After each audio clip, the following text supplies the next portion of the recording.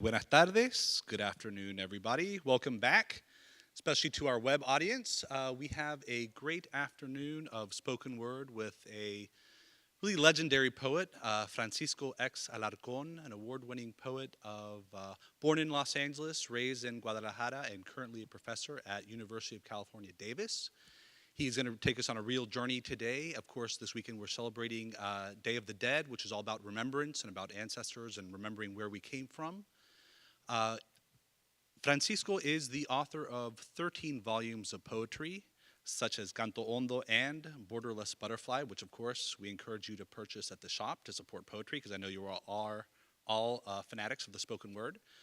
So please, without further ado, put your hands together and welcome this legend to the stage, Francisco X. Alarcón. Welcome to our stage, sir.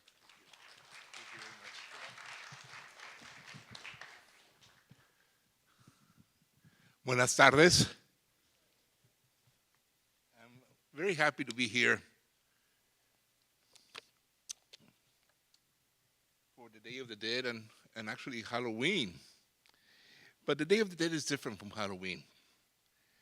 I'm going to take a little tour because I think in many ways the Day of the Dead is about memory. It's about remembering ancestors, remembering our friends, our past, our family members.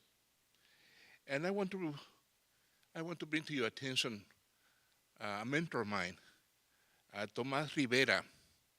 Tomás Rivera was a wonderful fiction writer, a poet, professor. He was the first Chicano chancellor of a University of California campus at Riverside. And I remember when I was a student at Stanford University, I went to a presentation of his at the University of California in Santa Barbara before he passed, and he was telling us about the 3 R's of Chicano Latino literature that I think I can take really as a guide for me as a poet. The first R is recuerdo, the idea of connecting to the past, rebuilding our memories. The second R has to do with resistencia, resistance. Sometimes society doesn't value the contributions of Latinos and Chicanos, so we have to recover, restore, replace, resist. And the last R is recreación. That is reinvention. We have to basically find ways to express ourselves. I just listened to Carmen Lomas Garza's presentation about, her 3 R's, because I think her artwork is about recuerdo, resistencia, and recreación. And so I want to start with a book of mine called Sonnets to Madness, Sonetos a la Locura, y otros poemas. And I have a dedication, Dedicatoria Chicana. I'll read it both in English and Spanish to start.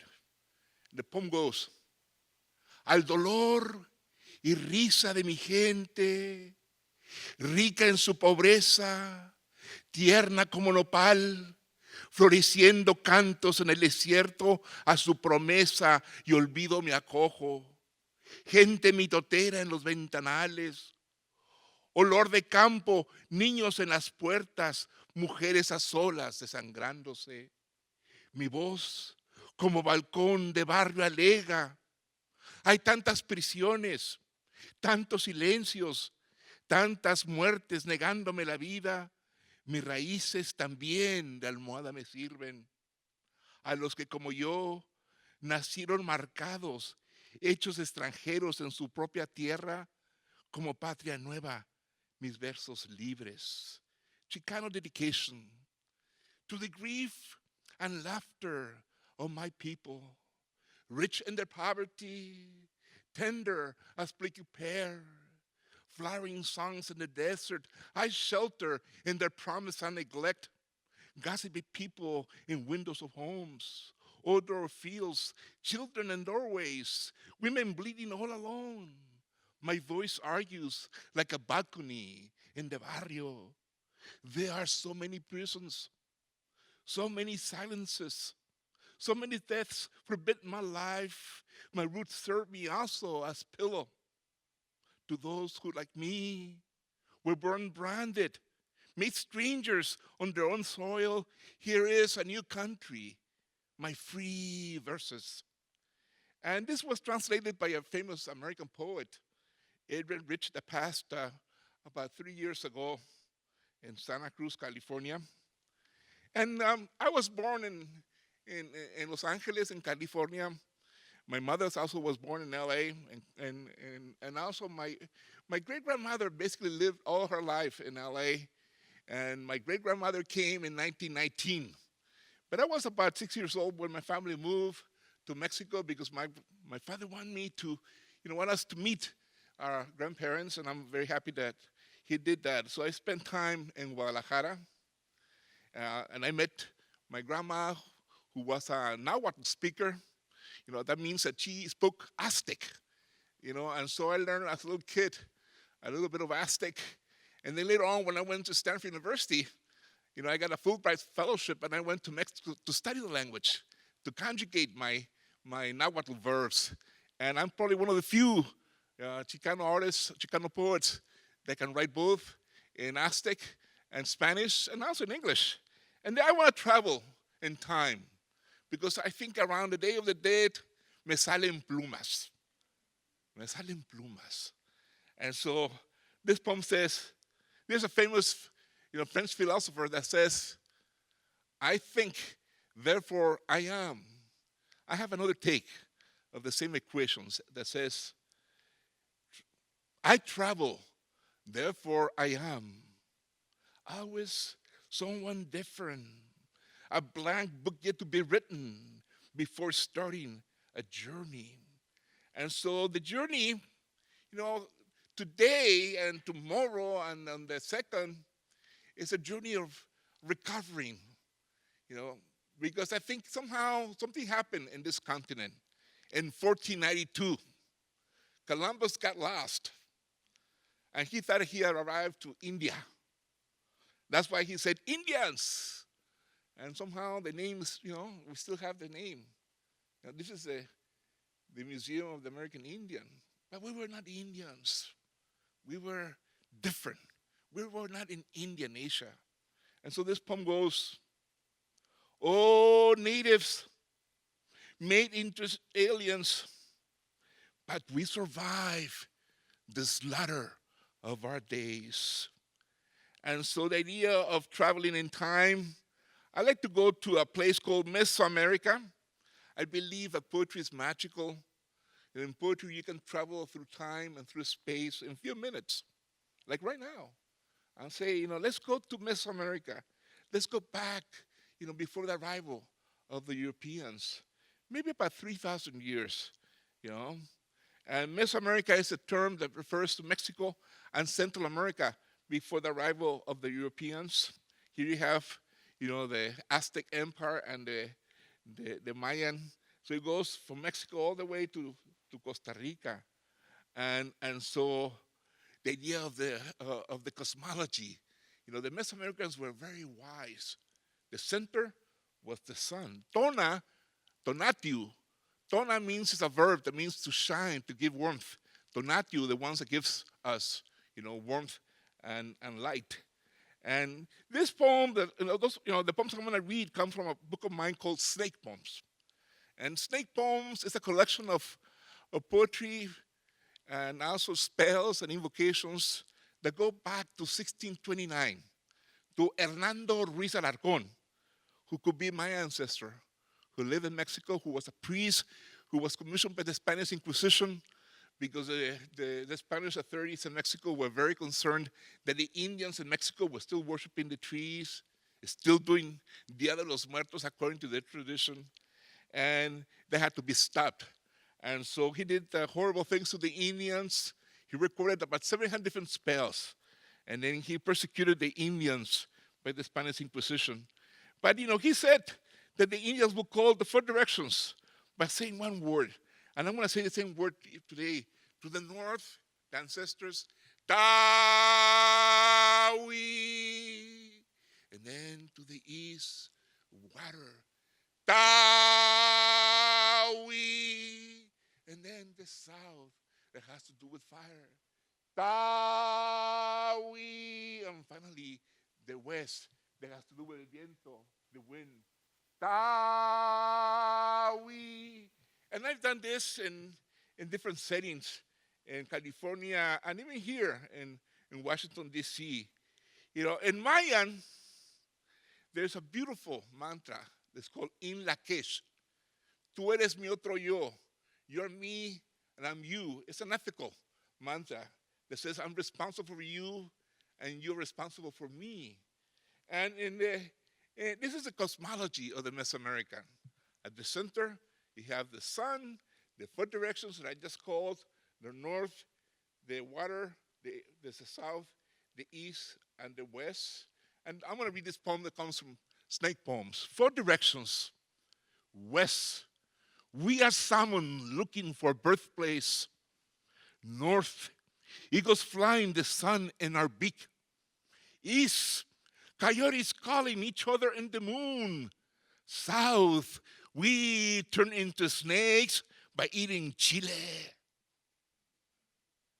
Y cuando comenzamos a sudar con el chile, nos volvemos víboras. And the cosmology.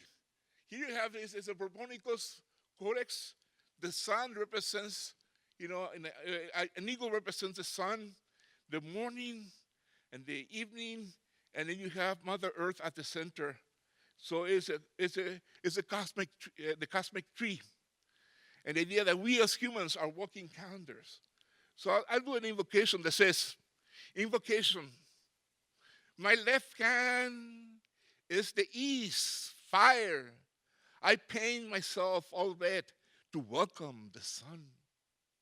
My right hand is the north, earth. I dress in white to invoke our ancestors. My left foot is the south, water. I put on a yellow crown made of sunflowers. My right foot is the west, wind. I give thanks to the black cover of the night. My face is at the center of the 4 directions. For my mouth springs the flower and song of this invocation. In Nahuatl, poetry is said in Xochitl in Cuicuatl.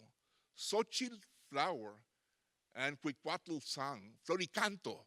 And that's how Chicano since 1960s. We do poetry readings and festivals, and we call them floricantos because we want to retrieve, we want to go to the Mesoamerican tradition. I celebrate the Dia de los Muertos in San Francisco for the last 33 years. There are no cemeteries left in San Francisco. So what we do, instead of going to cemeteries, we go and we do a procession that basically goes through, we start on 25th Street and Bryan, and then we go to 25th Street and Bryan, and we go like 4 blocks to Mission Street. We walk on Mission Street, and we go back to where we started on 23rd Street. And so 50,000 people, basically, even more, take part of this big event that happens every November the 2nd. And so here I am, leading the procession, with the standartes of the tonales and the Aztec dancers go in front of me, dancing, calling the directions, and calling the Spurs to come to the barrio. And for me, the Mission District is going through tremendous changes, but it still is, I believe, is sort of a little utopia for a lot of us. It's basically el barrio de gente de México, Centroamérica. And so this is my poem about the Mission District. It's una ofrenda. And I hope to read this on Monday. I will be in San Francisco, and I will call the 4 directions, and I will read this poem to the people that were there. And the poem goes, offering, ofrenda. A barrio is a sacred offering, ofrenda. On the Day of the Dead, every year, the mission turns into an altar. Each of us turns into a flower, a lit living candle on the streets. We walk following 13 standards, 13 tonales, 13 guiding animal spirits. We invoke the four winds from the four corners. The mission of Barrio is a collective altar overflowing with peace and harmony. Something happens every year. It's very moving to see 50,000 people participate in this collective ritual. And I like to do a poem in Nahuatl because corn is the substance of the people. It's one of the vocations that Hernando Ruiz Alarcón found, and he transcribed in Nahuatl, and then he did the translation into Spanish. And I included that poem in my book, Snake Poems. And later on in University of Arizona Press, From the Other Side of Night. And the poem in Nahuatl, a few words in Nahuatl. The poem goes, it's for planting corn. No maca nehuatl, ni tlamacasqui, tla chihuahuian, no hueletiu tonacatzihuatl, tla chihuahuian, tla tecutli. And the poem goes on. The translation in English of the whole poem is this one. Invocation for planting corn. It's a shamanistic invocation. I myself, a spirit and flesh, hear me, Tonacatzihuatl, elder sister, lady of a sustenance. Hear me, Tlatecutli, Mother Earth. On your open hand, I'm setting down my elder sister, Tonacatzihuatl. Don't shame yourself. Don't grumble. Don't laugh at us. And the poem goes on and says, tomorrow or the day after, I want to see again the face of my elder sister, Tonacatzihuatl. Let her stand on the ground. I shall greet, I shall honor my elder sister, Tonacatzihuatl. And so Hernando Ruiz Alarcón basically was able to, put together a manuscript that was forbidden, never published. 700 different spells, the largest collection ever done in Nahuatl. So I wrote a letter to Hernando Ruiz Alarcón, porque era un cabrón. He was a SOB. He was my ancestor. I really believe that we are connected. And so by redeeming his memory, by doing my own poetry, I was able to redeem him from the past. And this is a letter to him. Says, there's a word says Ololuiki. Ololuiki are magical seeds. If you go to Mexico City, to El Mercado Sonora in Tepito, in the back of the mercado, you will see the curanderas. And the curanderas, the viejitas will be there. And you say, señora, ¿tiene Ololuiki? And they will look at you like this. You want Ololuiki? ¿Para qué? Because you will take them, you will be talking to the gods for a few days. And the poem goes, letter to Hernando Ruiz Alarcón, 1587, 1646. Those are the years that he lived in. So I go back, hundreds of years, basically. It was you were looking for Hernando, searching every house corner for some dusty seeds of Ololuiki. It was you whom you tricked and apprehended. It was you who both questioned and responded. Everywhere you saw Moors with long knives. And in front of so much sorrow, so much death, you became a conquered conqueror. Priest, dreamer, speaking cross, condemning, you saved yourself by transcribing, maybe without even knowing the heavens. I am from your tree, from your dream. This insulted bird in the wilderness, your tomorrow. And I am the tomorrow of my ancestors, both the indigenous and the conquered. And this is a collection that was published by University of Arizona Press that includes, my spells and Nahuatl. And, so I'm a mestizo, like a lot of Latinos. And this is a poem that says, my name is not Francisco. There is an Arab within me who prays 5 times each day. Behind my Roman nose, there is a Phoenician smiling. My eyes still see Sevilla. By my mouth is Olmec. My dark hands are Toltec. My cheekbones fear Chichimec. My feet recognize no border, no rule, no code, no law for this wanderer's heart. And I think, I want to pay homage to the people that work on this land. And this is a poem about that. It's called, the poem is Working Hands, because you see them everywhere. You go here in Washington, and you go to the restaurants, the ones that do the dishes. You go to the hotels, the ones that clean the rooms, are people like me, people that come from Mesoamerica, either Mexico, El Salvador, Guatemala, Nicaragua. So this poem goes, working hands. We clean your room, we do your dishes. A footnote for you, by hands like this, one day will write the main text of this land. And just to, a parenthesis here, my good friend Juan Felipe Herrera, we went to Stanford University together. He went to anthropology, and I was in Spanish and Portuguese, and now he is the poet laureate of the United States. So things are changing. Yeah, things are changing. So it's true. This poem was written in 1992. And I want to read this poem because I think this poem is about the truth.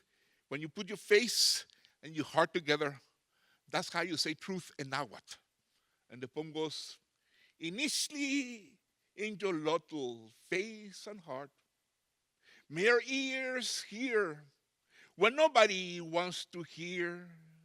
May our eyes see what everyone wants to hide. May our mouths speak up our true faces and hearts. May our arms be branches that give shade and joy. Let us be a drizzle, a sudden storm. Let us get wet in the rain. Let us be the key, the hand, the door, the kick, the ball, the road.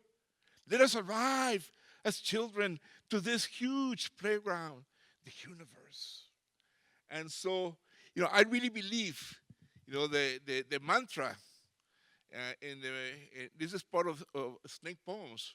It's just few words can say a lot. We are one. And I really believe in this. We are one. Sea, dust, tear, pollen. Now, there's a connection between the 4 words. We come from the sea, and that's why our tears are salty.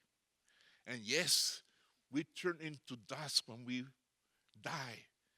But as artists, as poets, we give pollen like flowers.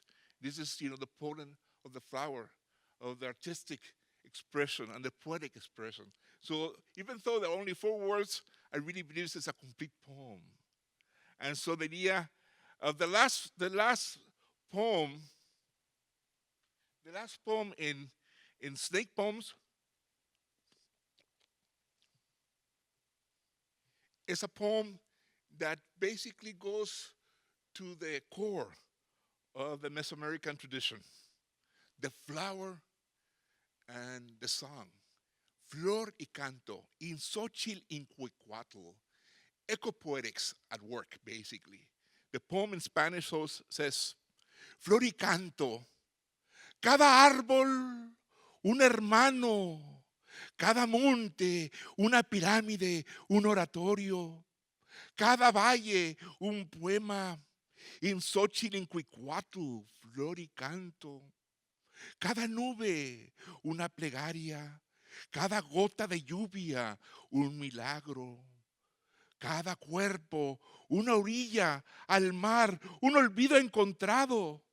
Todos juntos, luciérnagas de la noche, soñando el cosmos. In Xochitl, in Cuicuatl, flower and song. every tree a brother, every hill a pyramid, a holy spot, every valley a poem in Xochitl, flower and song, every cloud a prayer, every droplet of rain a miracle, every body a seashore, and memory a once lost and found. We all together, 5 flights in the night, dreaming up the cosmos. And so the idea that we all together, it doesn't really matter where you come from. We all came from Africa many thousands of years ago.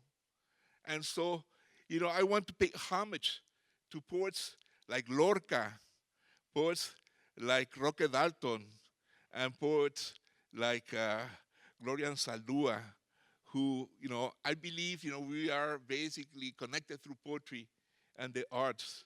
This is a poem that comes from a collection called Borderless Butterflies, Earth, Haikus, and other poems, Mariposas sin fronteras, haikus terrenales y otros poemas. I believe, the haiku is only 3 lines. And you have 5 syllables, 7 syllables, and 5 syllables. It works very beautifully in Spanish because Spanish, like Japanese, is, has multiple syllables. In English, it's a little bit more difficult. But, I want to pay homage. The book has an epigraph of one of my heroes. And who is this hero? It's Gandhi. And the poem, the book starts with a quotation by him. Be the change you want to see in the world. Sé el cambio que deseas ver en el mundo. And this is a poem dedicated to, some people, some of those leaders and heroes who have followed Gandhi. Let us all be Gandhi. Let us all be Gandhi. Martin Luther King Jr., Nelson Mandela, Cesar Chavez, Dolores Huerta, Rosa Parks, messengers of peace, reason, tolerance, goodwill, not hatred, anger, all jailed at one time and dismissed by the 1% for their principles. From despair, fear, sorrow, let us draw enjoyment, faith, and hope. And so the idea, the idea of Martin Luther King has been, nonviolence. We have, a wonderful monument a few blocks from here. And Cesar Chavez, I really believe Cesar Chavez is another tremendous hero, that we should celebrate on the Day of the Dead. And I did a book of poems for children because there were no books for children. A few years ago, I translated Carmen Lomas Garza's books into Spanish. And then I decided to do my own books, and I started to write poetry for children. And this is my first book for children called Laughing Tomatoes and Other Spring Poems, Jitomates Risueños y Otros Poemas de Primavera. And within that, there is a poem. I'll read here. There is a poem about Cesar Chavez. And when he passed in 1983, the poets of Sacramento, the Latino poets of Sacramento, because I co-founded a group called Los Escritores del Nuevo Sol. We went to the barrio, to the Southside Park, and we planted a tree a year after his passing. And now the tree is huge, it's big. And so the poem goes, a tree for Cesar Chavez. I put it bigger here. A tree for Cesar Chavez. An oak we planted on your day. An oak in the middle of the park. An oak more bountiful with time. An oak with your features and your spirit. An oak with open arms. An oak for grown-ups and children. An oak ready to celebrate your birthday every March 31st with tender leaves of spring. And as part of the collection of mariposas, I have a litania. And I'll read the litania. I will read it in English. It says, Litany for Cesar Chavez. And litany is basically, it's an enumeration of, of, of, of, of, of descriptions of saints. Well, I think Cesar Chavez is a secular saint in many ways. And says, the poem goes, flower, flag, eagle of our people, thorn, teardrop, brown sweat, a migrant's family's elder son, field hand, strike, boycott, march, fist in the air, spring water, fast, desert breeze, voice of the poor, tree of hope, preacher not violence, civil disobedience and solidarity, wealth in poverty, tenderness amidst despair, road, bridge, tower, open door, mirror, role model, a teacher's teacher, prophet of the land promised to the dispossessed, Moses, Buddha, Christ, Quetzalcoatl, the humble, St. Francis, Juarez, Zapata. Now a street, a school, a library, a burning light forever, as long there is raza. And so the idea of I work, with children, and I used to come to Washington D.C. to work with children in a wonderful school called Oysters Elementary School, a bilingual school, and they wrote poems in English and Spanish, and actually I did a whole book of poems dedicated to them called Poems to Dream Together. And so this is my response to their dreams. I'll read it both in English and Spanish. En mis sueños, los búfalos rondan por las praderas, libres otra vez. Las ballenas se vuelven cantantes de ópera del mar. Los delfines son admirados por todos, por su ingenio y alegría.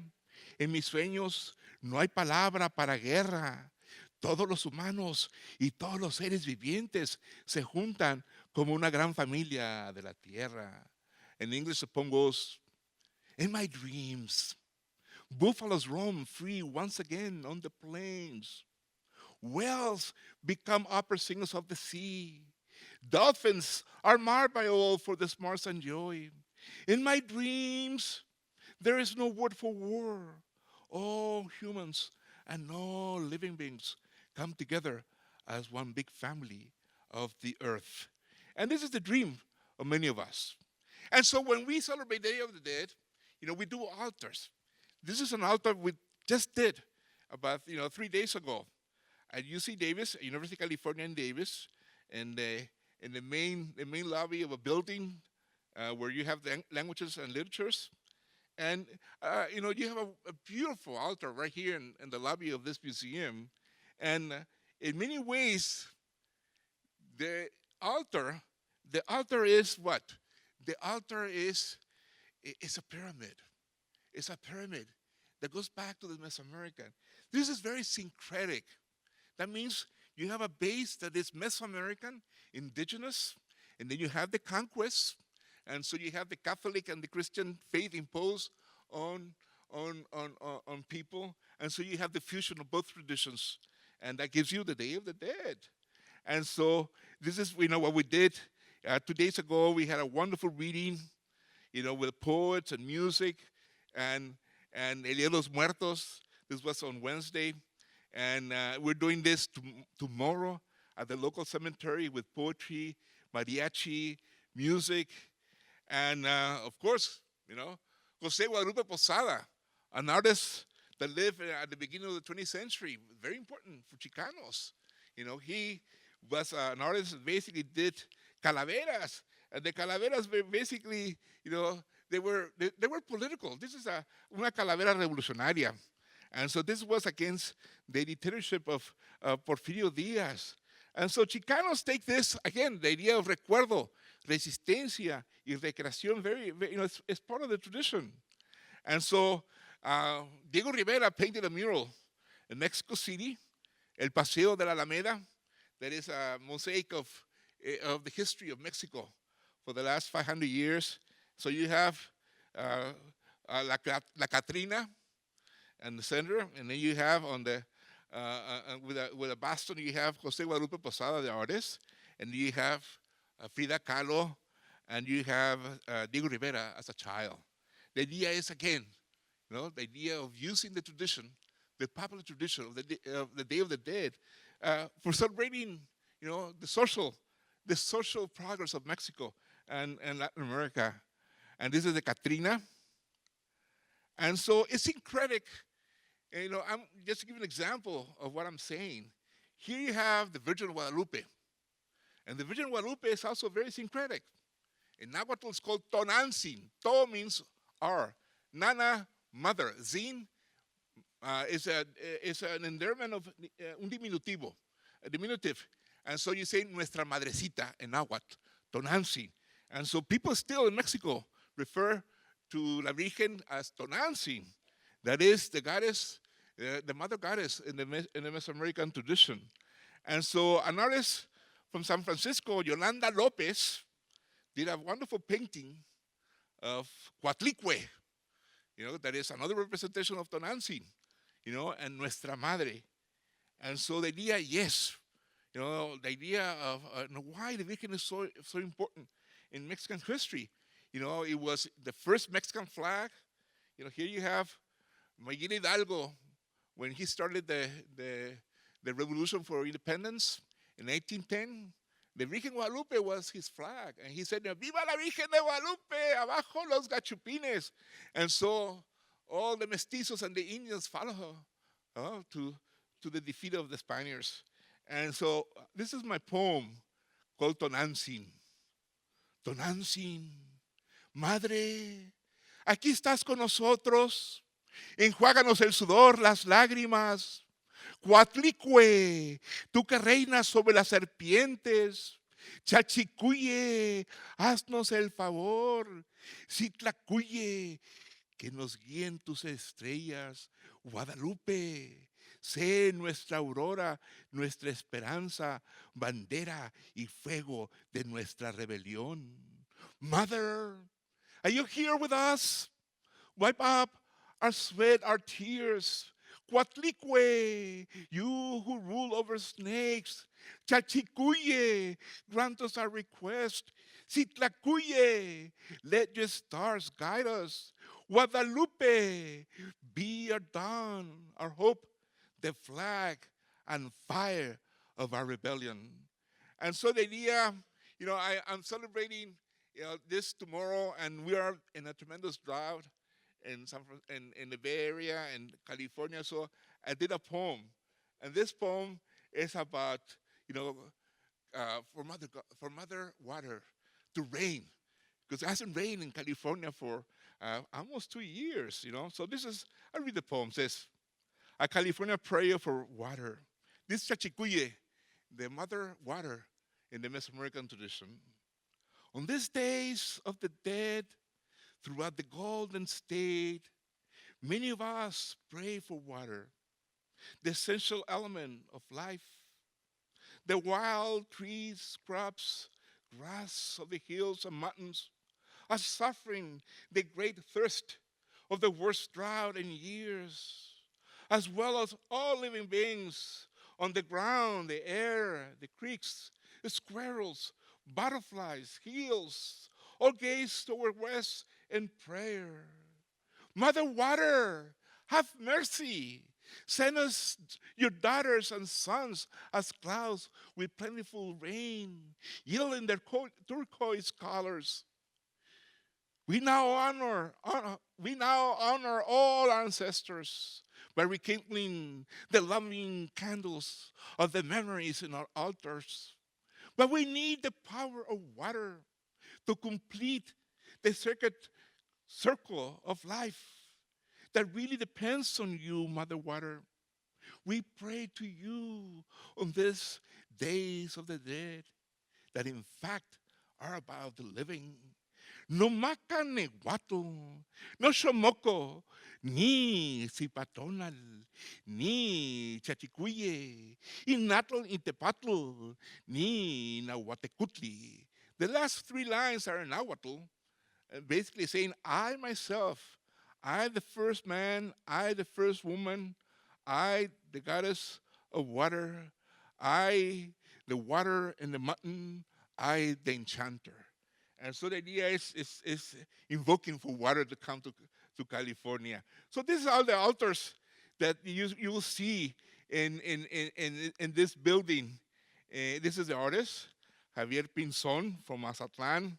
And so the altar, it was a wonderful, again, depiction of the three R's: recuerdo, resistencia, y recreación. And so here you have a photo of a professor, Sam Armistead, a professor who passed 2 years ago. And so we wanted to basically bring his memory to the altar. And then, I was very moved when I saw this photo. This photo was on the media about a 3-year-old alien Kurdi, who basically passed, trying to escape the war in Syria. And they found him in a beach in Turkey. And so what do Chicanos do with this image? Well, we put him alitas para hacerle un angelito. And so this is a little haiku. And the haiku goes, an altar for you, Eileen, inside every heart, oh angel of the sea. Altar para ti, Allen, en todo corazón, oh ángel del mar. And so we put his image in the altar. And then also, we wanted to basically bring the memory of the 43 students from Ayotzinapa who basically disappeared, and their families they're looking for them. And we're looking for justice for Ayotzinapa. And it's been more than a year now, and it seems like the government was involved, the military also was involved. It gets more and more complicated, And so this is a poem that was read 3 days ago, and it's about, the people were looking for 43 students that were killed, but they found thousands of people in the fosas. Thousands first, and then hundreds, and now there are thousands of people that even know what happened to them, and the family's still looking for them. And so they dio calavera. What is a calavera? A calavera is a political poem, and I'm going to ask Adrian to pass one calavera that I did, so you can have a copy of the calavera. This is a calavera.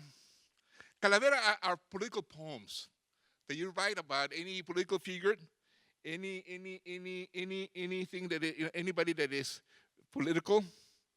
And so I'm going to read the calavera, okay? And then you have it in English and Spanish, but I read the Spanish because the Spanish is part of the tradition. And it says, Calavera, poema Calavera para Donald Trump.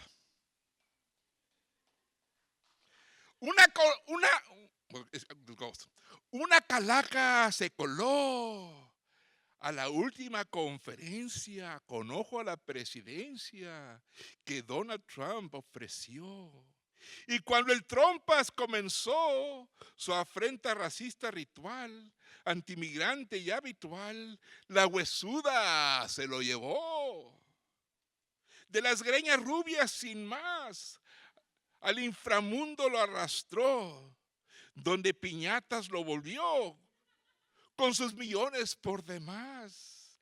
Dicen que el muy arrogante billonario, entre palos todavía, el gran muro que proponía para excluir a todo inmigrante, a los diablos del infierno continúa manifestando para que no sigan llegando tanto mexicano al Averno. Gracias, Calaca querida, por librarnos del gran Trompas. que con falacias idiotas daña a tanta gente linda. And so the idea, the idea of, of going back in memory, and this is another book of poems. I'll read the poem, and this is a poem that is called Just in Memory to My Grandma, and the one that spoke Nahuatl. From the belly button of the moon, whenever I say Mexico, I hear my grandma telling me about the Aztecs and the city they built on an island in the middle of the lake. Mexico, says my grandma, means from the belly button of the moon. Don't forget your origin, my son. Maybe that's why whenever I say Mexico, I feel like touching my belly button. And so, it's wonderful to have ancestors that connect you to history. Because, I feel, I'm 63 years old. But I think, somehow in my own mind, I must be about, 3,000 years old. Because of my memory, I can connect, I can read the codex in Nahuatl. And I can go back and argue with, the Spaniards. And I can argue with, anybody in English and Spanish and Portuguese and French. And I think, it is important to have access to languages. And so this poem is about my dog, because I have a dog that is bilingual. He understands both English and Spanish. And I can take him to my mom in LA. My mom will say, Muertito, and he will fall down. And my nephew will come and says, give me 5, and he will go like this, So he's a bilingual poet, a bilingual dog. And so my poem goes bilingual. I read it both in English and Spanish. So I have it in English. Let me read it in Spanish. Bilingüe. En casa tenemos un perro bilingüe. Wow, wow, saluda primero en español. En caso que no lo entiendan, entonces, wow, wow, repite ladrando en inglés. In English, bilingual. At home, we have a bilingual dog. Wow, wow, he fifth creature in Spanish. And in case you don't understand him, then, wow, wow, he will be speaking in English. And so the idea of, this is my grandma on my mother's side in LA. And this is a poem that says, my grandma is an angel. Because, I was raised by my grandma. I come from working class people. My parents worked in the canneries in Terminal Island. And so my grandma was the one that really raised us. And says, I learned Spanish from my grandma. Mijito, don't cry, she told me. When my parents would leave to work at the fish canneries, I'll fall asleep in her arms once again. When she said, Niño Barrigón, my little chubby boy, she laughed. With my grandma, I learned to count clouds, to recognize main leaves and flower pots. My grandma wore moons in her dress, Mexico's mountains, deserts, ocean. In her eyes, her brace, her voice, I see them, touch them, smell them. One day I was told she went far away, but I still feel her next to me, whispering in my ear, Mijito, my little son. When I go to visit schools, I say, well, no, so what happened to my grandma? Se fue a Mexico. I said, no, it went beyond that. And so that's why I celebrate El Día de los Muertos. And I will finish with this poem, and this poem is about, what we're doing right now. We're celebrating the ancestors. The altar con calaveritas. My grandma used to drink a lot of hot chocolate, el pan de muerto, the candles, the photos. It's a celebration of life. It's more about the living than about the dead. And so this is a poem. I read both in English and Spanish. El Día de los Muertos, a los muertos les da mucha alegría. La gente les lleva flores al panteón. En casa les dedicamos un altar, compartimos una cena familiar. Con cuentos, ofrendas y pan, a los muertos queremos recordar. Con la música los imaginamos bailar. Yo pongo una foto en el altar. Es mi abuela que me viene a visitar. Day of the Dead brings lots of joy to the dead. People take flowers to the tombs. At home, we dedicate an altar to them. We share a family dinner with stories, offering some bread. We want to recall our dead. We imagine them dancing to the music. I place a photo on an altar. It's my grandma who comes to visit me. Colorín colorado, esta lectura se ha acabado. So thank you very much.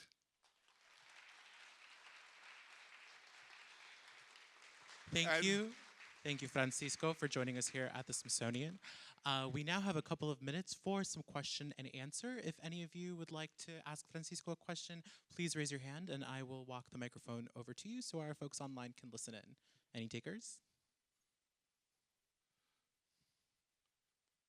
How do you get belly button of the moon from Mexico?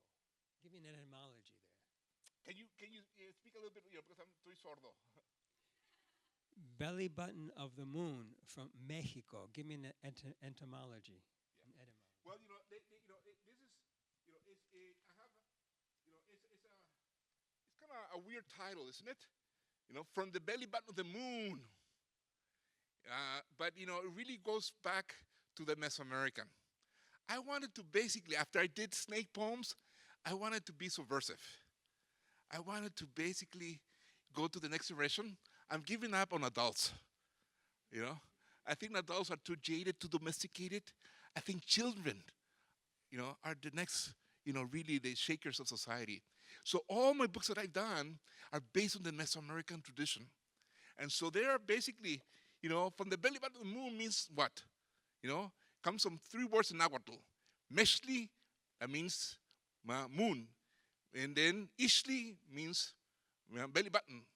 And O means from. And so what is that? That is Mexico.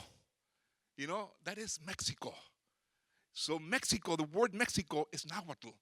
That means from the belly button of the moon.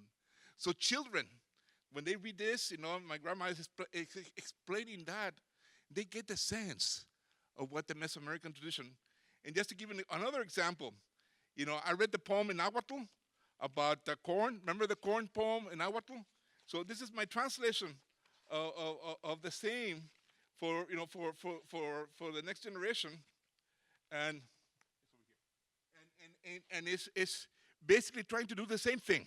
It says ode to corn and says, Father, Mother, give from the sun, earth, water, air, light. Like the races of this world, you appear black, yellow, red, and white. Your tender ears are pointing to the sky. The wind caresses your silky hair. Sister, brother, green deer, my hands will harvest your veiled big smile. So the green deer is, in the Mesoamerican tradition, the protector of the cornfields. So there's a lot of mythology in between the lines. Huh? Any other question? Over here. Senor Alarcón, it's wonderful to see you again. I graduated from UC Davis in the 1990s, so I remember you, and it's so good to see you here. But I was wondering, you have this wonderful life in the university world, but also in community. And I was born and raised in La Misión as well, so I'm very connected to San Francisco. So what is the advice that you give to your university students about having a campus life, but also being good to the community and the people around there? It is, poetry is, I think, to tell the truth, I see no difference between, what I do for children, what I do with adults. I really believe, this is my own take as a poet. I really believe I'm writing one long poem. That's why I don't use periods in any of my poems. An English teacher said to me, hey, you don't use periods in your poetry. And I said, no, I don't, because I think a period would be a lie.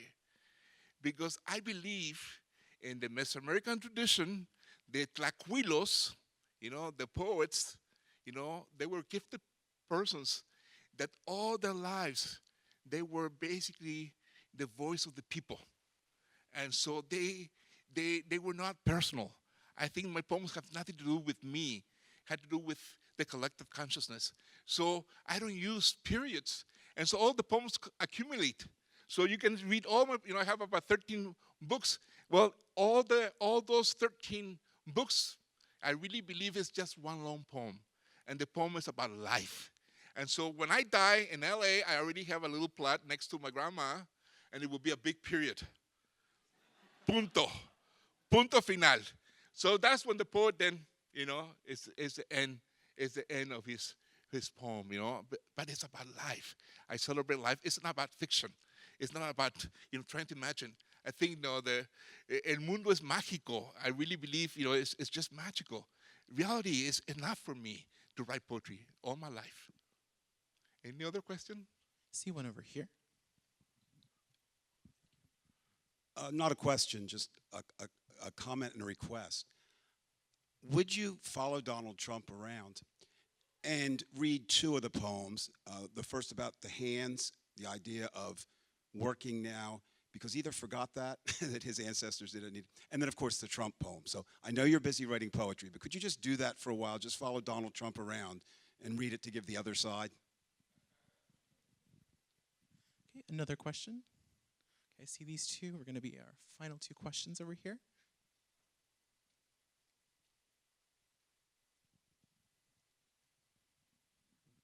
I don't have a question. What a delight you are. My son, Dr. Andy Jones, sent me here, and I'm very pleased to meet you. We got to get a facey afterwards. A selfie, I mean. Thank you. I saw someone over here. Hi. I've always favored Day of the Dead to Halloween. I actually don't like Halloween. I think Day of the Dead's beautiful.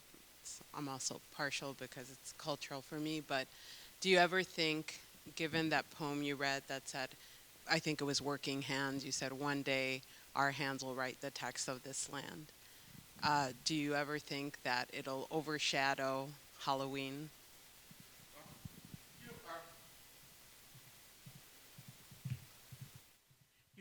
I have basically no question. I'm not worried about people celebrating Day of the Dead, that are not necessarily mestizos like other people have, because the Day of the Dead is a universal celebration. We all have ancestors. We all are humans. And so I really believe, 50 years from now, Day of the Dead will be as an American as Halloween. In San Francisco, it's part of that. You go to Castro, and when we had the crisis of AIDS, on Castro, there were a lot of altars for all the people who had died of AIDS. And now, it's celebrated everywhere in San Francisco. So I don't believe in borders. My poetry is universal. I write in Nahuatl, Spanish, English, but my poetry is a universal. And I really believe, it's different from Halloween, though. And there's another take. Halloween is a beautiful tradition, pagan, that goes back to the Celts. And basically, when Dead comes, to my door, and I come out dressed as Dracula, and Dead says, "I'm looking for Francisco, but you're not Francisco." So I'm deceiving death in Halloween. Halloween is about, it's a little bit of the morbid, the grotesque, the terror, the fear. Nobody dies. You know this. Nobody dies in America. They just passed. Where do they go? Well, they play golf someplace. Nobody dies in this country. You go to the cemeteries. They look like golf courses. And so, and as opposed to the Mesoamerican, when people say se petateó, murió, colgó los tenis, they have 50 different ways. De falleció, and so forth. So there's another take about dead. It's about family. It's about your ancestors. There are no monsters in Day of the Dead. There's no fear. That's another take. And I think it's very healthy for this culture. It's very healthy. Say, we're all going to die, and so might as well celebrate it. The only request I have, the other day, I was reading, and somebody asked me a question, have you thought about your dead? And I said, well, The only thing I'm asking, the only thing I'm asking is to have mariachi music, when they put my body, because I'm not afraid of worms. I'm not afraid of anything, They can put up un petate or they can do whatever they want with me. But I like to have some music. Some mariachi music, it will be fine with me. So other people are very, concerned. They think that is something you're going to be afraid of. I think the Day of the Dead is one way to say it's okay. It's part of the continuum. It's about life. It's a cycle of life. And so might as well have a positive and a more realistic take about your own life and your own death. Let's give Francisco another round of applause. Thank you very much.